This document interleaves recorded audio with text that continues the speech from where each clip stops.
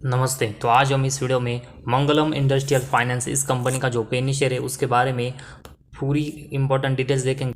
और इस कंपनी का जो शेयर है वो बजाज फाइनेंस जैसे हमें अच्छे रिटर्न देते हुए देखने को मिलेगा या फिर नहीं, उससे रिलेटेड हम एनालिसिस करने वाले हैं। तो सबसे पहले हम कंपनी का बिजनेस देखते हैं।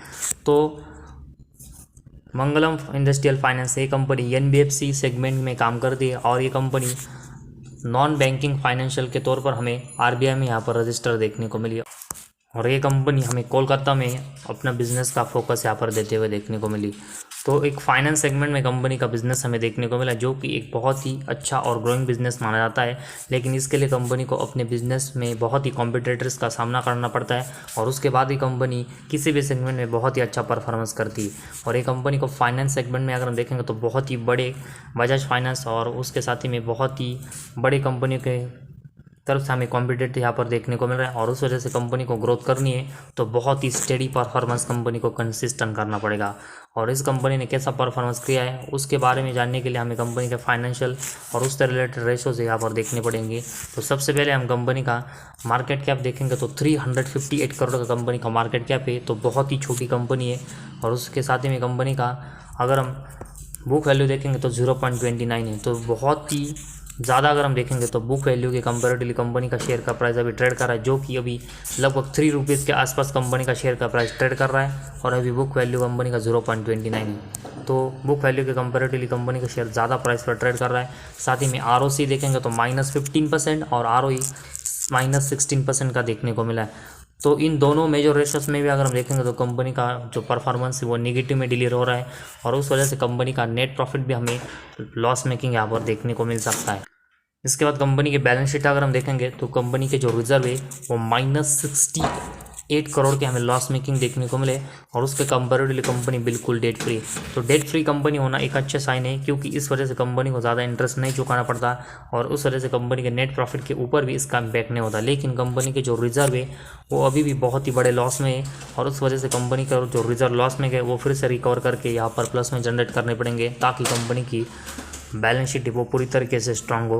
और उसके बाद कंपनी का कैश फ्लो अगर हम देखेंगे तो कंपनी का जो नेट कैश फ्लो पिछले 3 साल में अगर हम देखेंगे तो पॉजिटिव में देखने को मिला है।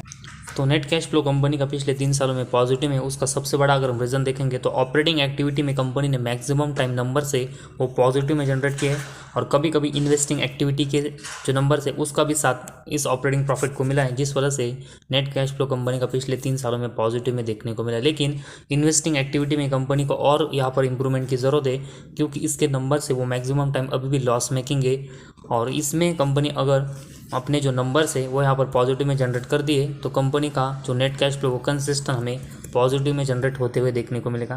तो अभी कंपनी ने एक अच्छी इंप्रूवमेंट यहाँ पर नेट कैश फ्लो में की है। और उसके बाद कंपनी का डेप्टर डेज अगर हम देखेंगे तो अभी 8.23 है, तो अभी सिर्फ 1 साल का नंबर्स यहाँ पर हमें अवेलेबल देखने को मिला है। तो उस वजह से हम कंपनी का पूरा बिजनेस के बारे में एनालिसिस नहीं कर सकते कि कंपनी के डेप्टर डेज है वो मैक्सिमम कैसे है। तो अभी कंपनी के डेप्टर डेज कंपनी ने कम किए तो कंपनी को कंसिस्टेंट कम करना पड़ेगा, तभी कंपनी बिजनेस में अच्छा परफॉर्मेंस है वो यहाँ पर कांस्टेंट कर पाएगी। और उसके बाद कंपनी का शेयर होल्डिंग पैटर्न देखेंगे तो लगभग 74% की हिस्सेदारी कंपनी के प्रमोटर के पास है और साथ ही में अगर हम पब्लिक के पास देखेंगे तो 26% की हिस्सेदारी। तो एफआईज और डीआईएस जैसे जो बड़े इंस्टीट्यूशन है वो हमें कंपनी में ज़्यादातर यहाँ पर अवेलेबल देखने को नहीं मिलती, तो उनकी हिस्सेदारी बिल्कुल इस कंपनी में हमें ज़ीरो देखने को मिली। और उसका सबसे बड़ा अगर हम रीज़न देखेंगे तो कंपनी फाइनेंस सेक्टर में ज़रूर काम करती है, लेकिन कंपनी का नेट प्रॉफिट और अर्निंग पर शेयर ये दो जो मेन सेगमेंट है उसमें अगर हम नंबर देखेंगे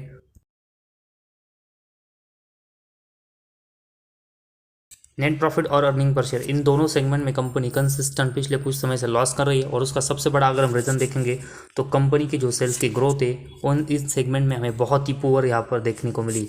तो 1 से लेकर 2 करोड़ के बीच में कंपनी का ज़्यादातर सेल्स हो रहा है। तो इतने कम सेल्स की वजह से कंपनी मैक्सिमम टाइम अगर हम देखेंगे तो बहुत ही पुअर परफॉर्मेंस और एवरेज परफॉर्मेंस सेल्स के नंबर्स में कर रही है, जो कि कंपनी के ग्रोथ के लिए एक बहुत ही नेगेटिव साइन है। और इसी वजह से हमें एफआईज और डीआईएस जैसे बड़े इंस्टीट्यूशन है वो कंपनी में ज़्यादातर यहाँ पर इंटरेस्टेड देखने को नहीं मिले और इसी वजह से हमें भी इस कंपनी में बिल्कुल इन्वेस्टमेंट अवॉइड करनी चाहिए।